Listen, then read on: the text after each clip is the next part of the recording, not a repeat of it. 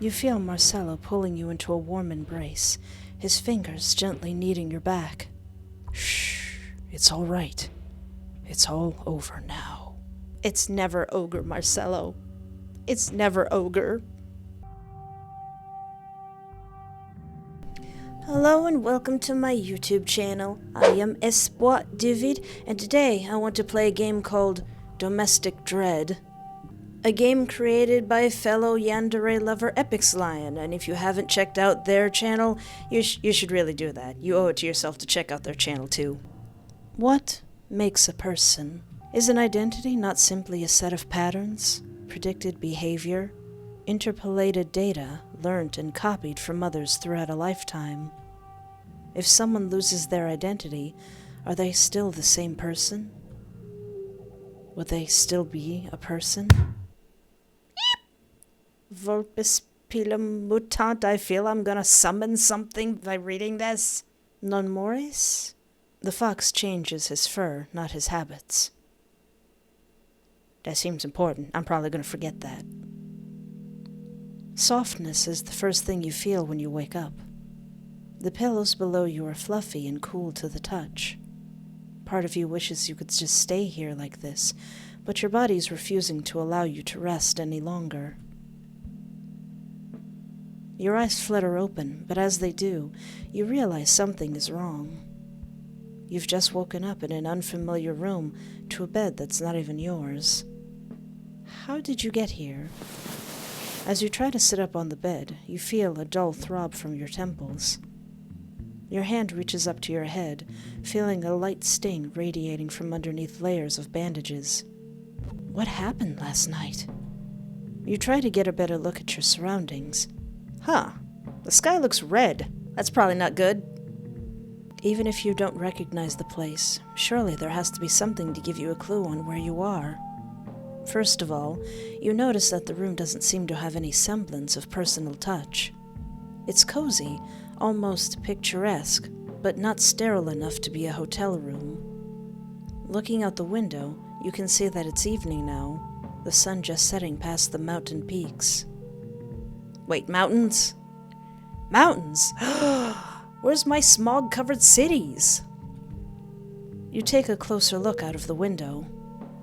Your suspicions are all but confirmed when you are greeted with nothing but fluffy white mountains and the occasional pine tree dotting across the landscape. Somehow, you've ended up in someone's cabin in the woods, right on top of a mountain. Ooh. Were you trying to get yourself killed?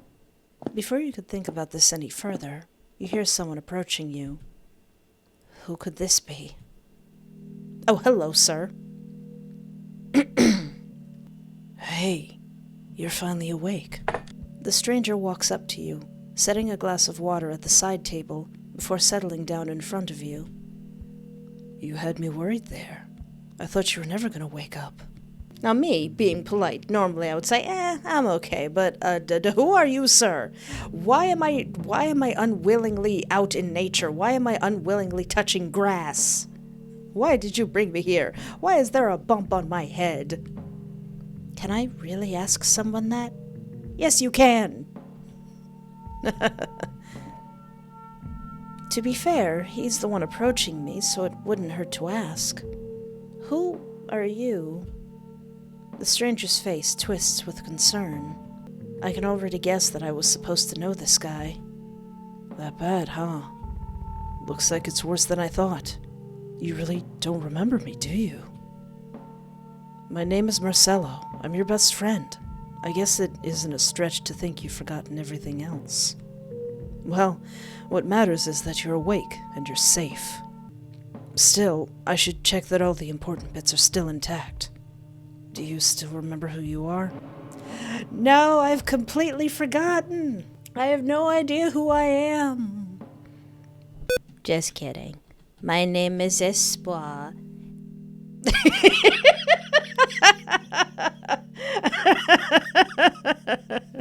Lion just pokes his head in.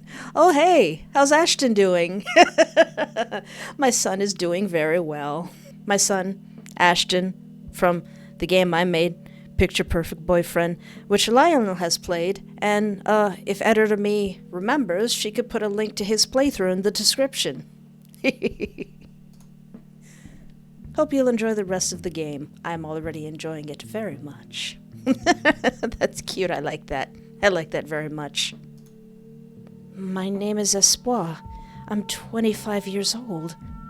37. Good. It's good to see you still remember something. Looking around the room, you notice the sheets underneath you are stained with blood, presumably from where your head had been while you were unconscious. Okay then. What happened to me? Marcello's expression turned sour. You can't be totally sure, but you swear you can feel something dark hiding behind his steely gaze. He doesn't say anything for a while. You're just about to open your mouth to ask him something else when you get his reply. That idiot boyfriend of yours nearly got you killed. Which one? His tone is calm, but the slow articulation barely hides the way his voice shakes. It's clear that he's angrier about what happened than he lets on.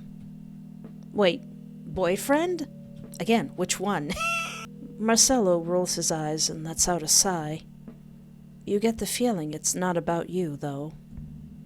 Yeah, your boyfriend, Brandon Corrigan. Brandon Corrigan! I knew it! Some schmuck you got together with back in college. I still don't know what you see in him. Maybe it's the what? What that, sir? Maybe it's because he studied business. I'm all about that business. A real piece of work, that guy. The amount of times you said he was late or made plans without you, or said something dumb that made you upset. I swear, half of our friendship lately has been your ranting to me about that deadbeat. You don't remember any of this, but you suddenly feel the need to apologize. Before you can say anything, though, Marcello continues. That's okay, though. He won't be able to hurt you anymore. Mars? What do you mean? Marcello gets up and heads for the door, looking back at you before exiting, as if inviting you to follow him. You follow him out into the living room. It takes you a while to safely tread down the stairs, as you still feel a little woozy, from this bleeding head wound. By the time you reach the bottom, Marcello is standing near the dining table, expectantly waiting for you. So, where is... Before you can finish your sentence, Marcello steps aside, revealing what was hidden behind him. Oh. Well, hey. You good? He's fine. He's good. He's fine. If you tried hard enough, you might have recognized the man in front of you, if not for the myriad of violently discolored contusions on his face and body. The gore before you paints a vivid picture of a person being cruelly and relentlessly beaten, near dead. Hey, he's not dead. He's okay. He's still breathing, mostly, a little bit. His painful wounds don't look fresh, and you estimate that he's been unconscious for several hours at this point. Marcello, what happened to him? Did you do this? Like I said, he won't hurt you anymore. Marcello showed him the hands, and maybe also a steel pipe. And we're going to make sure it won't happen again. You're almost afraid to ask what he means, but you don't have to. Oh, that's a pretty knife. That's a nice knife. That's an exquisite knife. Could do some damage. A moment later, Marcello pulls out a knife. It's jagged but perfectly sharp, and you have a feeling that a well-placed stab in the chest with it would be irreparably fatal. Marcello, non desu ka? What? We're getting rid of this problem. Permanently. Permanently? Are you insane? We can't just kill someone for no reason. Marcello's face darkens. You have a terrible feeling that you've just said something wrong. No reason? No reason? Not only has he been a major thorn in my butt for as long as you've known him, but he darn near killed you. That butthead came up to me last night, howling about he thought you were dead. What did you think I had to do for you? You're shivering. All this while, you've seen Marcello seethe at the very mention of Brandon. However, hearing from him firsthand about how Brandon nearly killed you, it's no wonder he's angry. Or was that Brayden? Was it Brayden? Was it Brayden the entire time? I am that fool. Did I just have a Mandela effect to think that guy's name was Brandon? And it was Brayden? Your boyfriend tried to kill you, so your best friend had to step in? It's a classic thriller trope. However, something nags at the back of your mind. A feeling of wrongness settles in your gut. The picture is incomplete. Surely there's more to this story. Before you could ponder this any longer, Marcello interrupts your thoughts again. Listen, I gotta deal with something real quick. You've just woke up, and I know you've got a lot to process, so why don't you sit down for a bit? I'll give you some time to compose yourself. When I come back, hopefully we can reach an agreement about what we need to do. Marcello leaves the room. You're just gonna leave me here with this near corpse? Like, he's not a corpse, but he's getting there. In a way, he's right. There's still a lot you need to process. Can you really believe in everything Marcello is saying? He seems kinda sus. Even if he's right, can you really follow through on killing someone who was supposed to love you? You take a seat by the sofa. Marcello's gone, so this might be your chance to get more clues about the situation you're in. What's going on with this room? Maybe you could find some clues lying around the living room.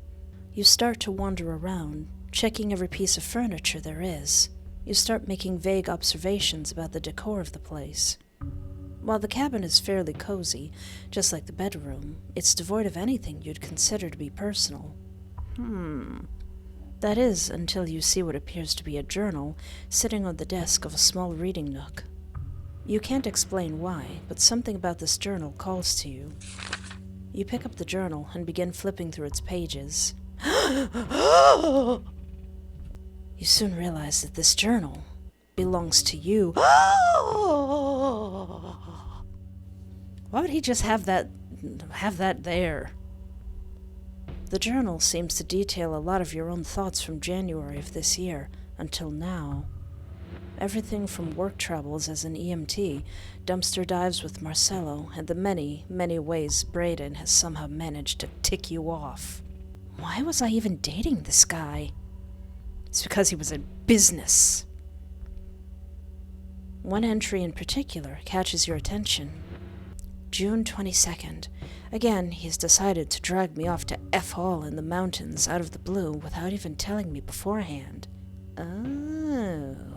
He knows that I can't just take off work, and I already had plans to hang out with Marcello again after weeks of not seeing him. Thankfully, Brayden agreed to let me take Marcello along with us, but I don't think my boss is going to be happy about me taking an impromptu sick leave again. Sometimes, I wish I could just get rid of the guy. Maybe Marcello could even help me out with that. Marcello, when I wrote that, that's not what I meant. That's not what I meant. I mean, that is what I meant, but that's not what I meant. Wait, so this was my idea? You skim through the pages again, looking for any justification that maybe you were in an abusive relationship, that this was the only way out. But you find nothing. All the grievances you had against him were, on all accounts, unbelievably petty in the grand scheme of things. He's late for dinner again, he always leaves the toilet seat up, he's always on his phone. According to old me, Brayden's always been a little bit annoying. But to think about killing him over something like that, what kind of person was I?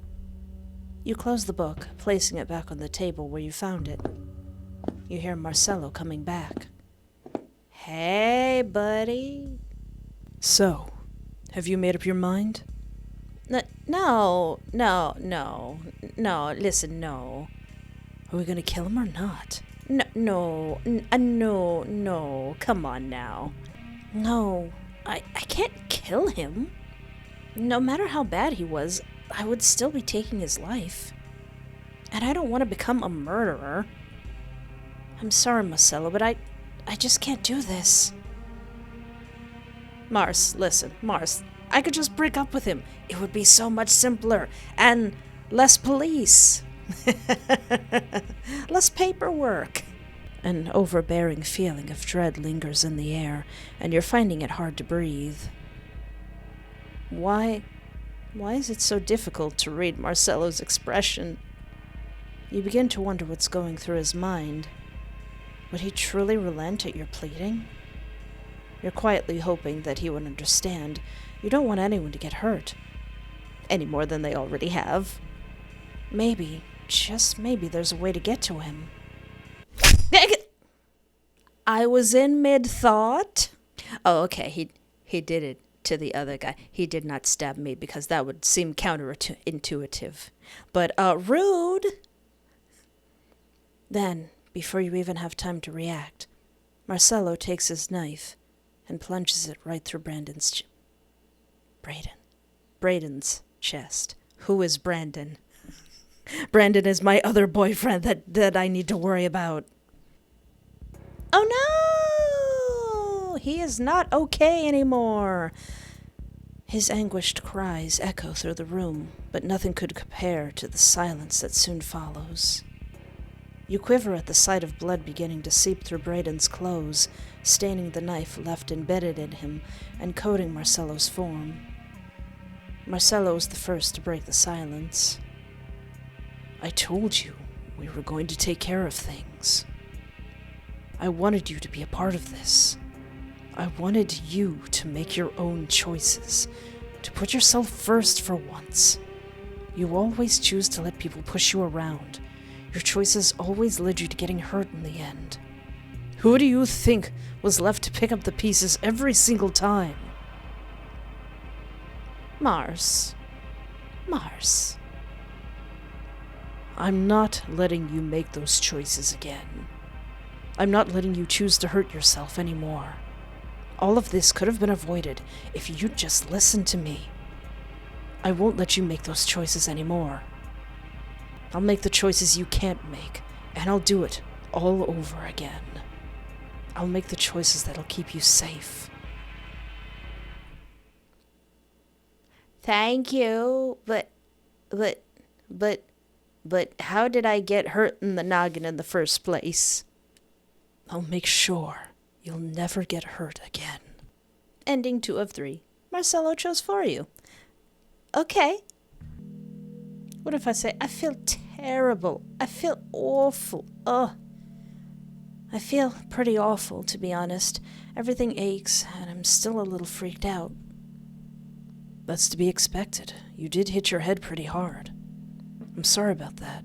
I wish I could have gotten to you sooner, but I guess that's not important right now. Well, what matters is that you're awake, and you're safe. Still, I should check that all the important bits are still intact. Do you still remember who I am, though? You ponder this for a moment, but nothing's coming to you. You shake your head, hoping that he'd be able to give you more answers about the situation you're in. That's not surprising. You did hit your head pretty hard. I'm Marcello, by the way. I'm your best friend. Have been since I scared off those kids that were picking on you in 8th grade.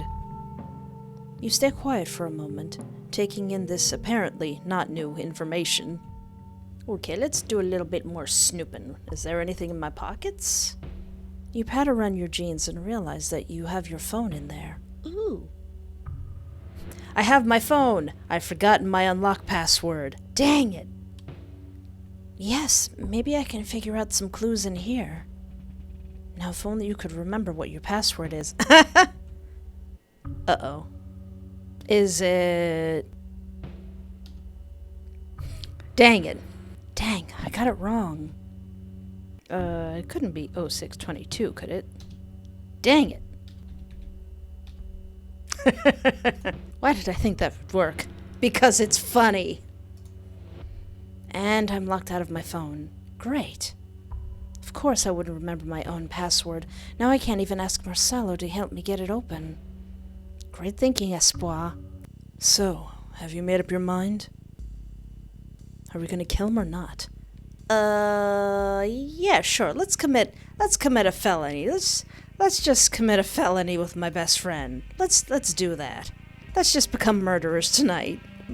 As you do. Though a lump forms in your throat, you steel yourself and nod towards Marcelo.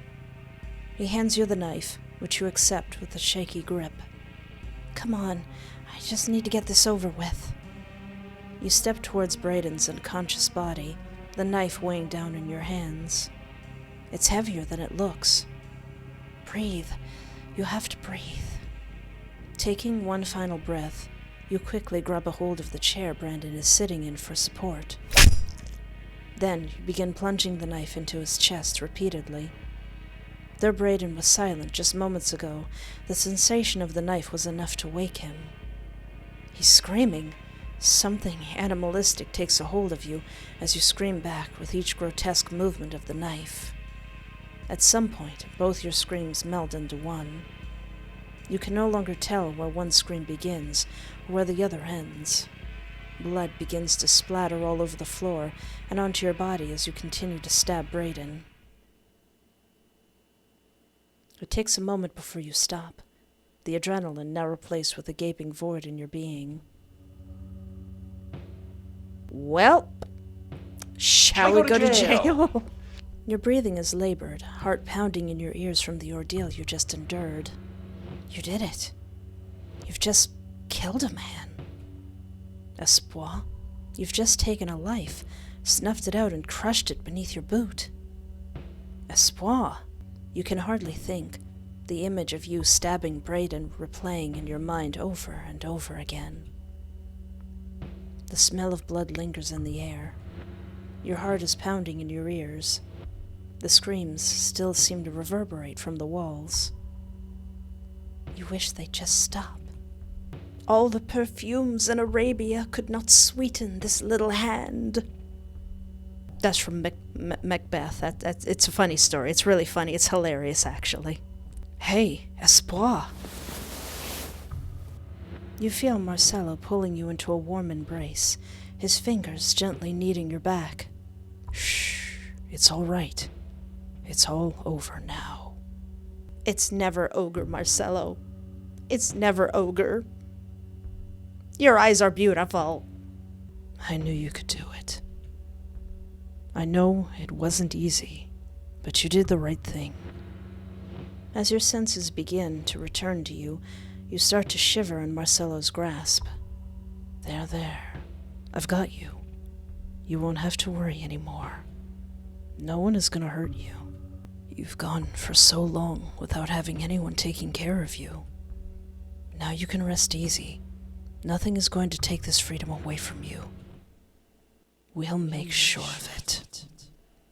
Except jail. Ending 1 of 3 together.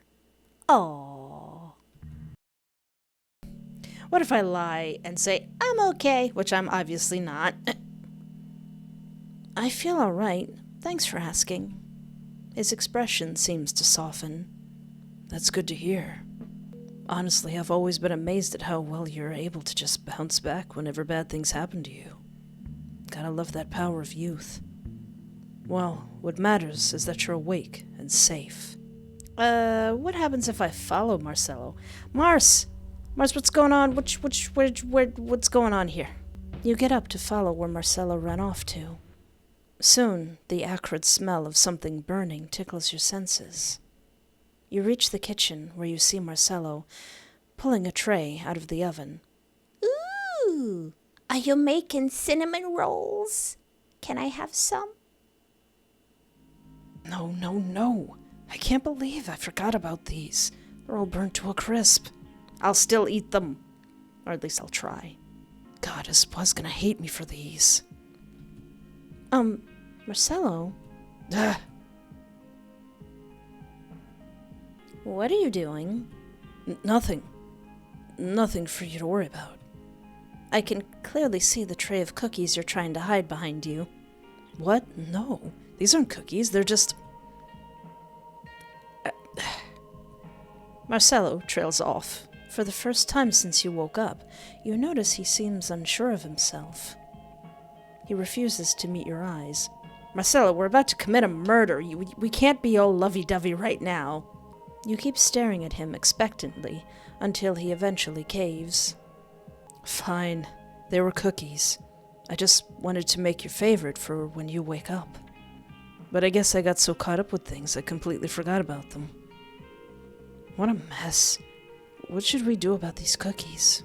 Eat them anyway! I said I would! Well, you already made them. Seems like a waste to just throw them away. You reach for a cookie and take a bite.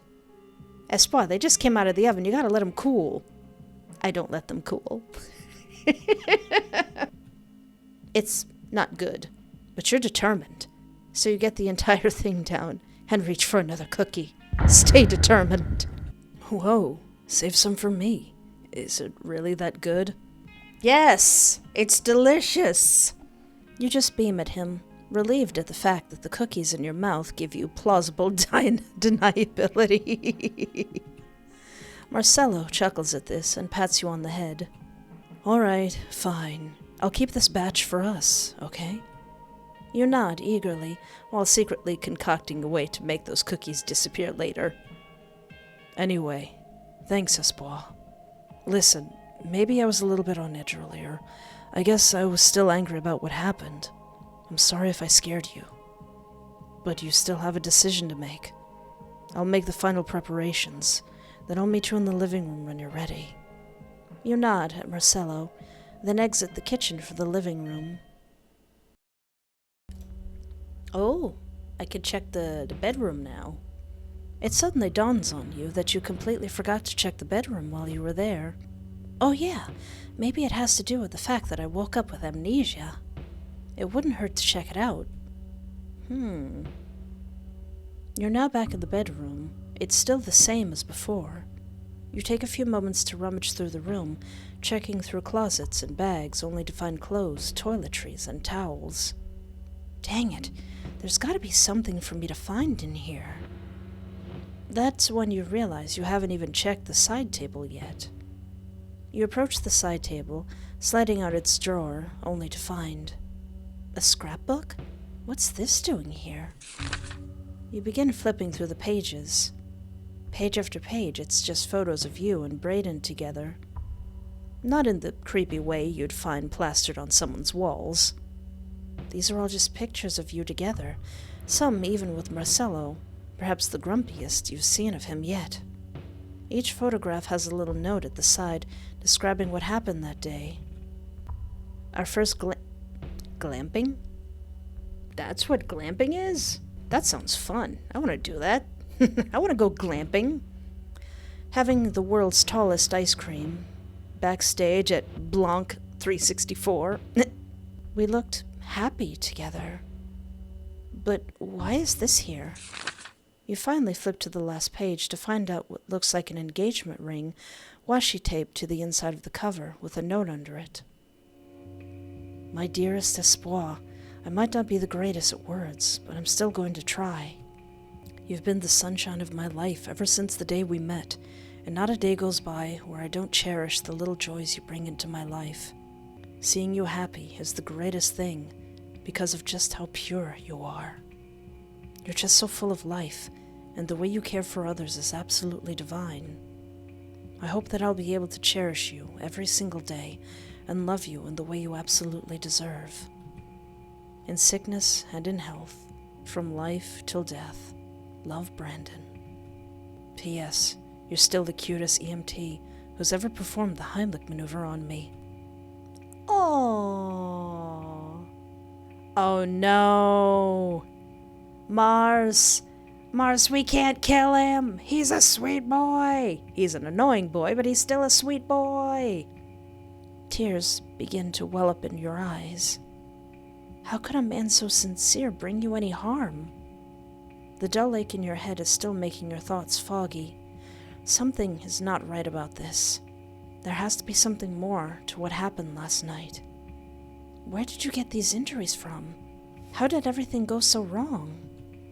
Is Marcello telling you the truth? Why can't you remember anything about your past life? I better go. Marcello's probably waiting for me to make my decision. You put the scrapbook back in the side table and walk back to the living room. Hey, Mars, about all that. Are we gonna kill him or not? Ooh, I can choose to remember now. You think back to the scrapbook you found on every single thing you've learned about your previous life up to this moment. Something's not adding up.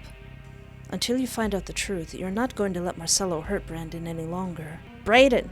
His name is Braden! You're not going to let Marcello hurt Braden any longer. Marcello, no, I'm not going to hurt Braden.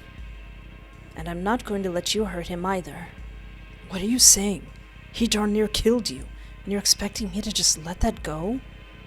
That is exactly what I'm saying, Marcello. Marcello stares at you for a moment. It's hard to read what's exactly on his mind. You then see him gripping onto the knife tighter.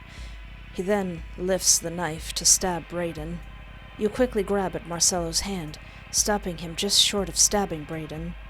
What are you doing? Marcello, wait! There's got to be an explanation for this. Marcello considers you for a moment. You can still feel some resistance from his shaking grip, and you're hoping to God that he doesn't do anything too irrational. You can feel your heart racing in your ears. What are you even doing? Marcello's strong. You know he could easily break out of your hold if he wanted to. You just hope that maybe he'd come to his senses if you just talked to him. Mars, listen. Listen, Mars. Nobody has to get stabbed today. I'm sorry, Espoir. But we can't let him get away with this. Sure we can. Oh no! Ending 3 of 3. True feelings. What has he done? What has he done to you, Marcello? Well, that was Domestic Dread. That was fun, and now I'm intrigued in the story. What's gonna happen? And again, this game was made by Lionel, whose channel you should definitely check out as well. Because if you like my shenanigans, you're gonna like his shenanigans as well. But I'd love to know what you think in the comments, so you can put them down there and I will read them. But anyway, thank you so much for hanging out with me. Take care of yourself, have a great night, and remember, there is always hope.